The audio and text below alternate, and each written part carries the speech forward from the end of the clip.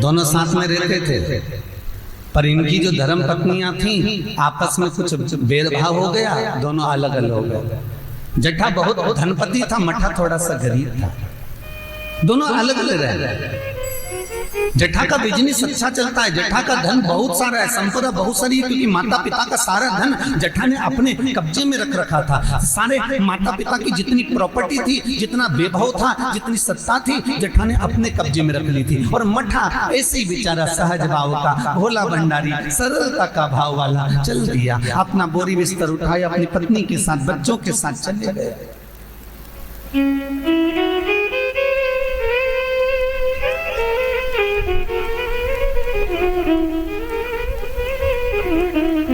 सोलह दिन श्राद्ध किया गया।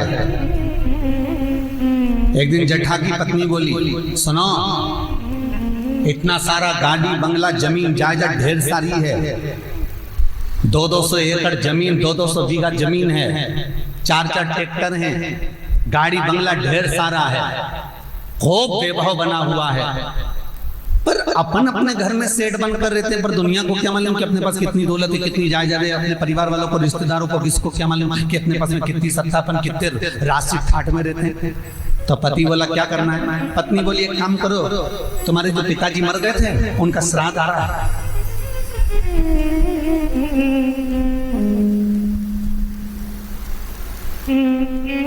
तुम्हारे जो पिता चले गए थे उनका श्राद्ध आ रहा है, एक काम करो, अपन अपने पिताजी का श्राद्ध रख देते, और श्राद्ध रखेंगे तो मेरे मायके वालों को और आपके पूरे परिवार वालों को, जो आपके रिश्तेदार हैं, मित्र हैं, दोस्त हैं, और मेरे मायके वाले, मेरी सहेलियां, मेरी बेस्ट फ्रेंड, सबको बुला ला, और उनको बड़े प्रेम से अपन भोजन करा देंगे। इतने में जट्ठा बोला कि भोजन बना तो खिला तो देंगे, पर भोजन बनाएगा कौन? इतना सारा फैला हो जाएगा, उठाएगा कौन? इतने में तुरंत जट्ठा की पत्नी बोली, वो देवर और देवरानी क्या करेंगे? बाप तो उनका भी था, पिता तो उनका भी था, वो आए देवरानी, और देवरानी आकर भोजन बनाए और देवर आकर बर्तन मांजे। चलो निमंत्रण सबको देने जा रहे हैं, तो उनके घर भी चलते। आवाज लगाई, मठा, अरे ओ मठा। मठा ने दरवाजा खोला, छोटा सा झोपड़ा, गोबर से लिपा हुआ घर। मठा हाथ जोड़कर बोला, बड़ा भाई आया है, बैठो भैया, हम बैठने नहीं आए तेरे घर में, कल पिताजी का श्राद्ध है, तेरे को बर्तन मांजने आना है, दुल्हन को भोजन बनाने आना है। श्राद्ध पक्ष में हमने ब्राह्मणी ढूंढी थी, बामनी भोजन बनाने वाली मिल नहीं रही है, सब लगी हुई है इधर उधर, देवरानी को ले आना। भाभी हम आ तो जाएंगे, पर निवेदन इतना सा है कि पिताजी का श्राद्ध है, तो मन कर रहा है कि हम थोड़ी सी धूप छोड़ दें, इसके बाद आ जाएंगे। इतने में तुरंत भाभी बोली, सुन ले मठा, आना हो तो सुबह जल्दी आना, क्योंकि रखे हुए बर्तन कौन मांजेगा, भोजन कौन बनाएगा? इतनी देरी से आना है तो केवल क्या खाने आ रहे हो? आने की जरूरत नहीं है, तुम दोनों की जरूरत नहीं है, मेरे को मत आना, तुम छोड़ दिया। जट्ठा गया, अपने ससुराल वालों को बुला लिया, मायके वालों को बुला लिया, सबको बुलाया। पितृलोक से जिसकी तिथि होती है, पितरों के भगवान जिनका नाम है आर्यमा स्वामी, कौवे पर बैठकर जिसकी तिथि होती है, उस तिथि के जीव को कौवे पर बिठाकर आर्यमा स्वामी लेकर आते हैं, और जिसकी यहाँ श्राद्ध होती है उसकी छत पर कौवा छोड़ते छोड़ते जाता है। इसलिए हिंदू धर्म में श्राद्ध में कौवे का बड़ा महत्व होता है, क्योंकि पितरों के देवता आर्यमा स्वामी कौवे पर बैठते हैं, और उसी कौवे पर हमारे घर के जीवों को लेकर आते हैं। और सबसे पहले वो जीव कहां जाता है? श्राद्ध पक्ष में। बहुत ध्यान से सुनना, गरुड़ पुराण का ये चरित्र। सबसे पहले वो जीव कहां जाता है? जो घर का सबसे पुराना घर होता है। जहां पर घर का बड़ा बेटा रहता हो, जहां पर घर का पुराना मकान हो, पुराना घर हो, वहां वो जीव जाता है।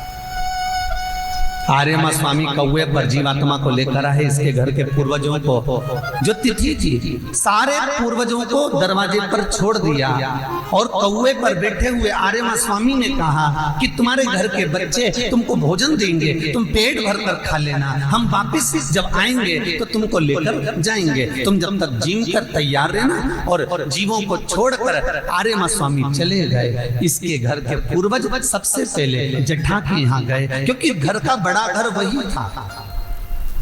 दादा परदादा माता पिता सब वहीं रहते थे, सारी प्रॉपर्टी वहीं थी। भले नया बंगला बना लिया, तोड़कर मकान बना लिया, दुकानें निकाल ली, घर बना लिया, सब कुछ कर लिया, पर भूमि तो वही है, वही दादा की, वही परदादा की, वही भूमि, वही की वही। मरने वाला मरकर चले जाता है, नाम चेंज हो जाता है। पहले दादा की थी, फिर बाप पिता की हो गई, पिता के बाद बेटे की हो गई, बेटा भी मरकर जाएगा, उसके बेटे की हो जाएगी, वो मरकर जाएगा, उसके बेटे की हो जाएगी। भूमि वहीं की वहीं रह जाएगी। भूमि नहीं बदली है, भूमि वही है।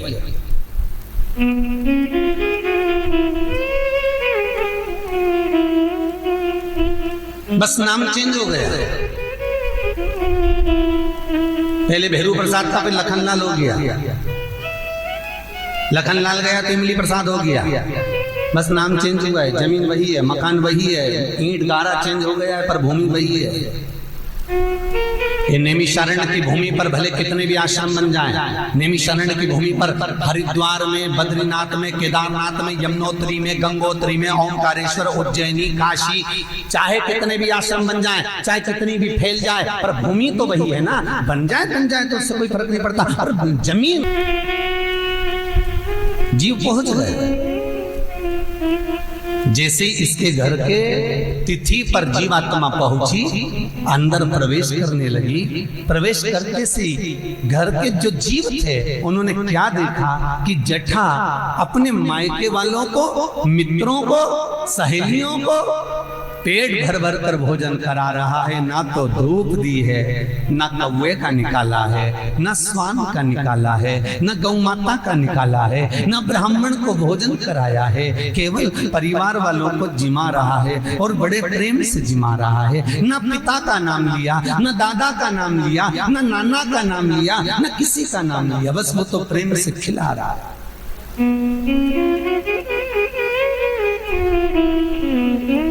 ठहाके लगा लगा के लोग गुलाब जामुन, रबड़ी, भजिया, पकौड़ी, इमरती, जलेबी सब खा रहे हैं, बड़े प्रसन्न हो रहे हैं, बड़े प्रसन्न।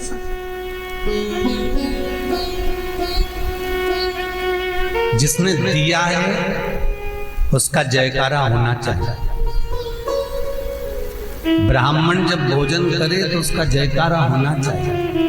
जब ब्राह्मण भोजन करने भोजनशाला में पहुंचते हैं, उनकी थालियां जब लगने का समय आता है और सब एकांत में बैठते हैं भोजन करने के लिए, तब वो ब्राह्मण जयकारा करते हैं।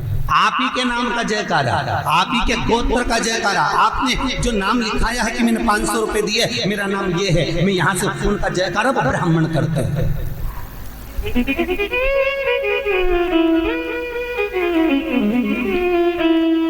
कि धन्य हैं आप जो आपने अन्न का भाग दिया। भले वो नाम नहीं आया, भले वो माइक से नहीं बोला गया, भले वो मंच से नहीं बोला गया। आज जट्ठा के मायके वाले भी, ससुराल वाले भी भोजन कर रहे हैं, सब भोजन कर रहे हैं, पर ना तो नाना का जयकारा हुआ, ना दादा का जयकारा हुआ, ना उसके पिता का जयकारा हुआ, ना माता का जयकारा हुआ।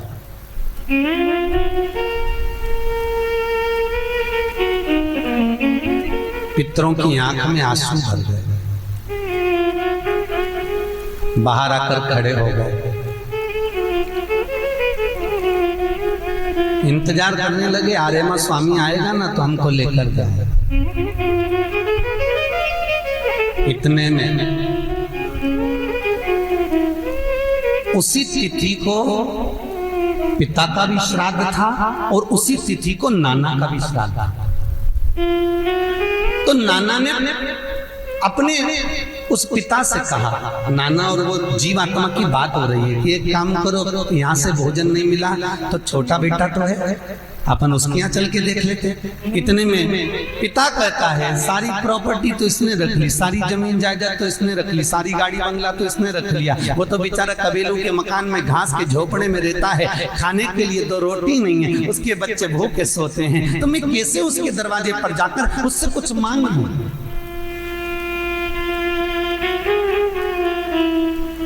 कई लोगों का प्रश्न होता है, गुरुजी हम 4 भाइयों का परिवार है, पर पितृ दोष मुझ पर ही क्यों आ रहा है? मैं क्यों तकलीफ भोग रहा हूं? मेरे को क्यों कष्ट आ रहा है? मेरे ही क्यों पांव दुख रहे हैं? मेरे घर में क्यों ऐसी परेशानी आती है? सबकी सब तो सुखी है। पितरों का जिससे लगाव होता है